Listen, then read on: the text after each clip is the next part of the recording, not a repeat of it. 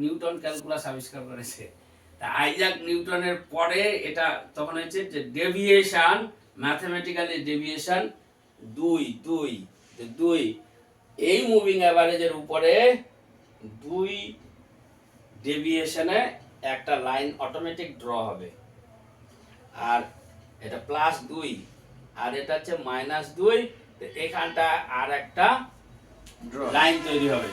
তো এইটাতে বলে কি, এটা বলে আমি এটাকে নিলাম SMA 20। তো একে ঘিরে চক্রাকারে ঘিরে ব্যান্ডটা চলবে। বলে কি আমি যদি এটাকে 20 না করে 50 করি তাও হবে, EMA করি তাও হবে, বলে 100 করি তাও হবে, 80 করি তাও হবে, 75 করি তাও হবে। এটাকে যদি বাড়ান 2 এর জায়গায় 3 করেন তাও হবে।